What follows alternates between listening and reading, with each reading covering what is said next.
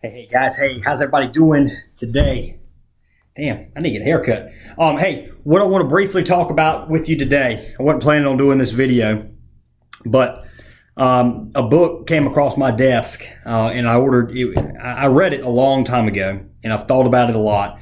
I just recently reread it and it was so good I ordered 10 copies to give to some of my managers as well as some of my friends that are business owners. It is a phenomenal book for any of y'all that are going to level up, step up, get employees, manage people. It is an excellent book, and it's the reason it's good.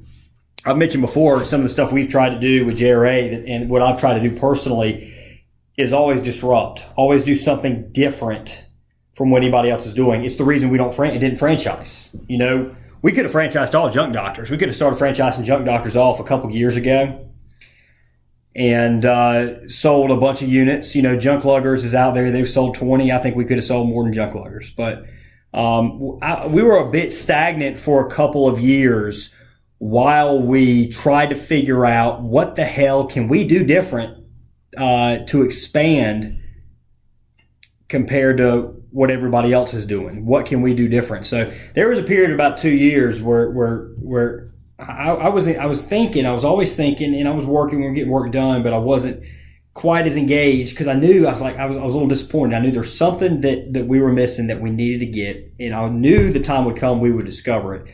And we hit on it with JRA, with the business packages, with the support services for the paper job program, AdWords management, websites. You can rent per month your own website or your website with your business, but you can rent it per month. A call center, basically offering all the support of a franchise without the long-term commitment, and to everybody, not just a 1-800-GOT-JUNK franchisee, not just a Junk Luggers franchisee or a Junk King franchisee, or a College Hunks franchisee, but to everybody, to somebody that buys the JRA business package or somebody that is already in business, to help them create freedom in their life, to help them make more money, and to help them to see the level of success we've seen at Junk Doctors.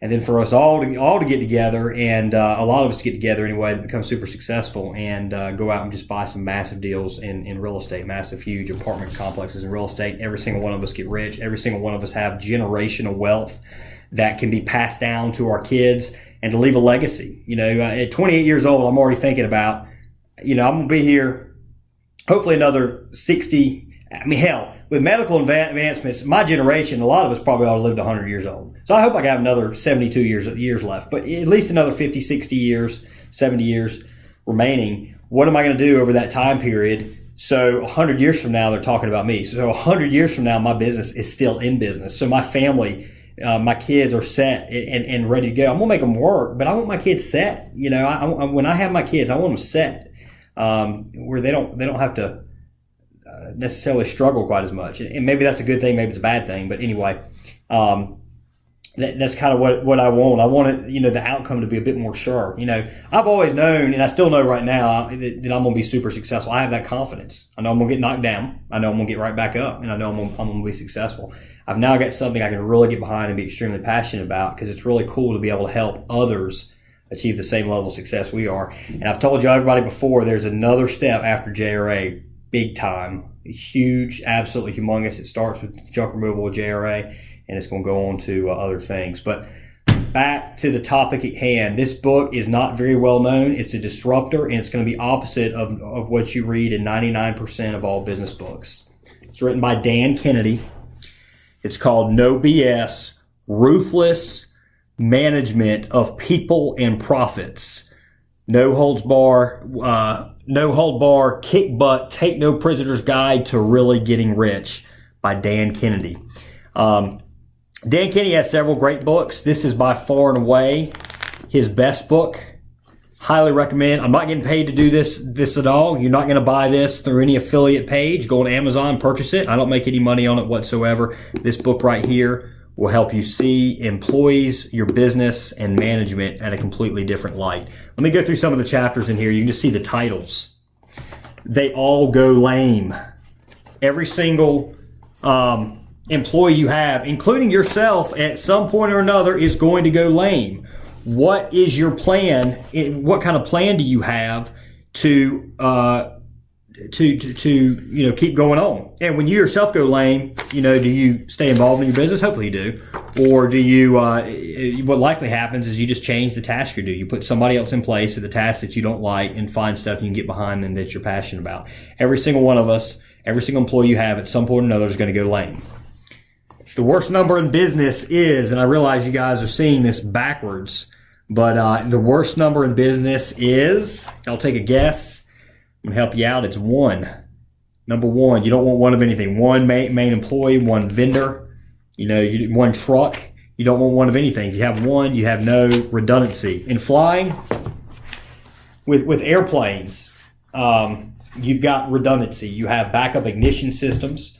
You've got a backup fuel pump. You've got backups in place. If the gear doesn't go down, you got a hand pump. You have redundancy in aviation.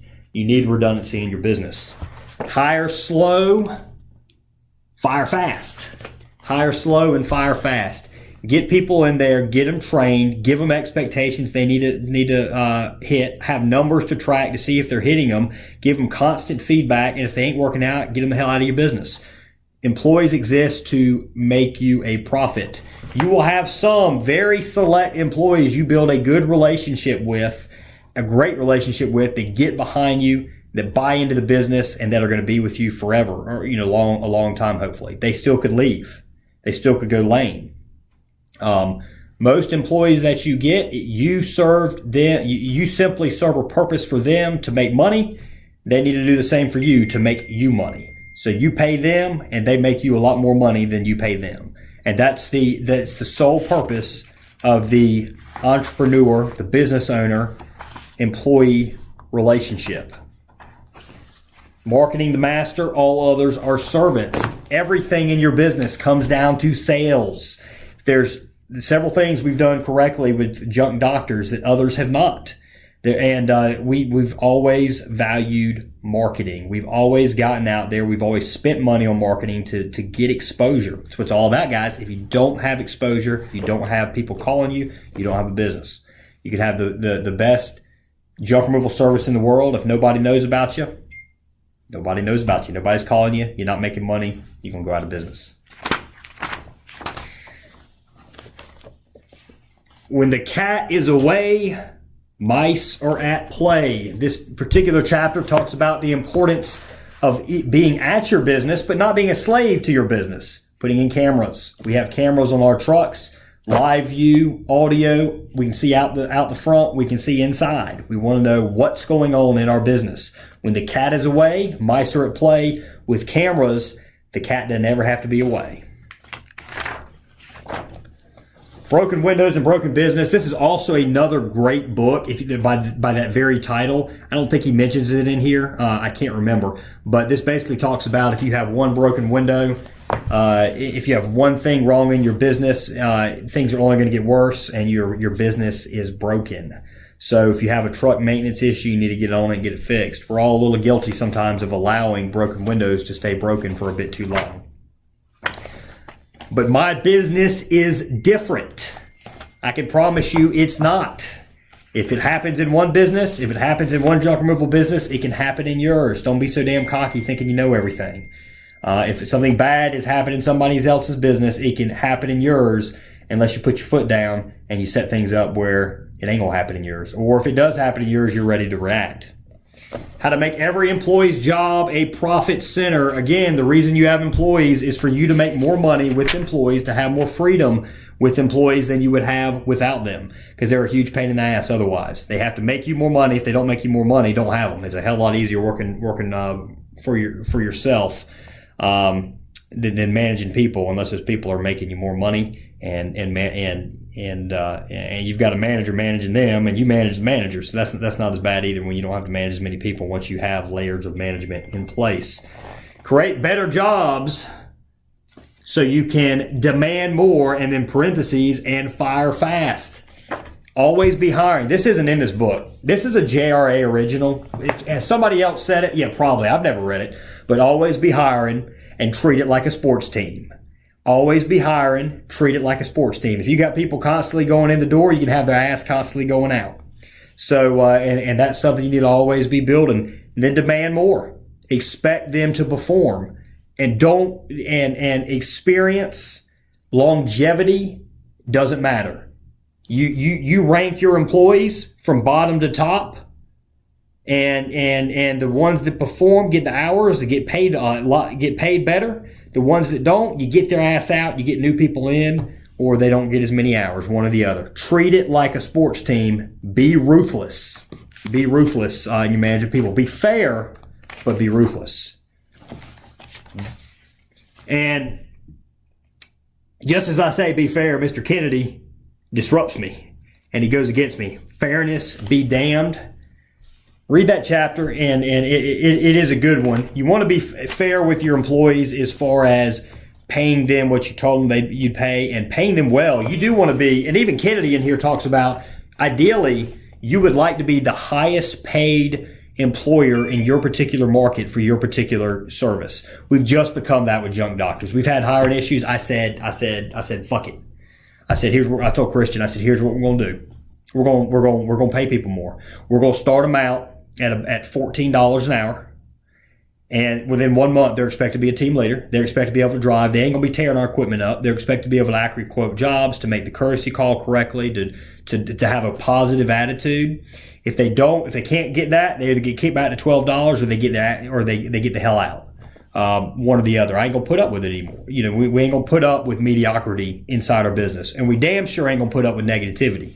You know, I'm negative enough with my own damn self to be putting up with anybody else being negative. Holy shit.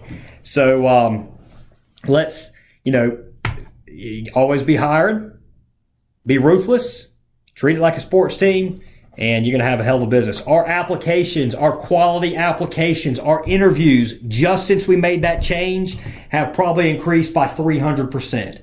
I've been sitting here, I was bitching. I was being negative. Just the other day about how hard it is to hire people. It's because my bitch ass self was afraid to pay people more.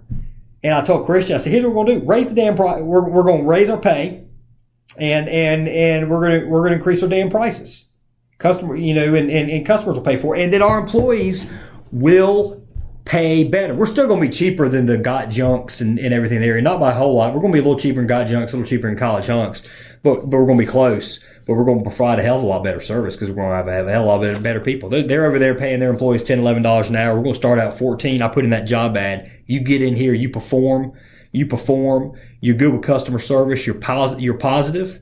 We're going to raise you up to $16 an hour or more. We're going to pay you what we need to pay you to get you to produce. And so we're able to push hard without you leaving. We're able to push hard without you leaving, and that's what we're going after. That's what you should be going after too. To the winners, the spoils. Is a happy workplace a productive workplace? Great chapter right here. Great chapter. Talks about how Google, they have fake money. Some of those tech companies hadn't earned a damn profit in their entire freaking life. It's a fake company. It's sitting there. They're just being funded by just gambling on Wall Street. And they sit there and they waste their money, and they have their employees sitting there playing pool, or not pool. Nobody plays pool now. I don't know what the hell they do, but sitting there playing video games in the middle of the day, drinking beer. Got beer. Drinking beer is when they should be working. They're sitting there at the restaurant or whatever, and just goofing off. And a happy workplace, in my opinion, you want your people to be satisfied. You want them to be driven. But, sitting there and allow them to play games for hours on end or whatever ain't the way to productivity. Ain't the way to profitability. That's for damn sure. And unless you're out there getting publicly traded and having millions and billions of dollars of publicly traded money in your organization, you need to keep it the hell out. Treat that shit like the plague. Don't allow it in.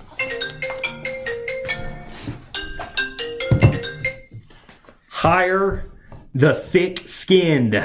We've made mistakes on that before. And if you make the mistake and you don't hire somebody that's thick-skinned, get them the hell out. You don't have to put up with their bullshit.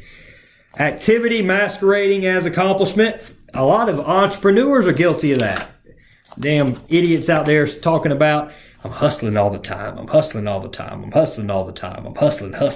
Well, what the hell are you doing? What are you accomplishing? Activity masquerading as accomplishment. Don't just say you're hustling and act like you're busy all the time just so you think you're busy and you're actually doing something.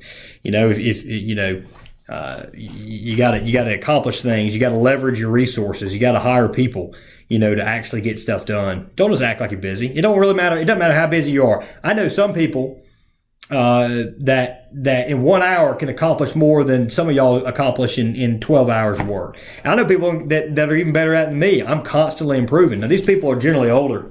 I'm one of the most productive people, you know, my age that I know. But I've seen people that they're incredible how productive they are.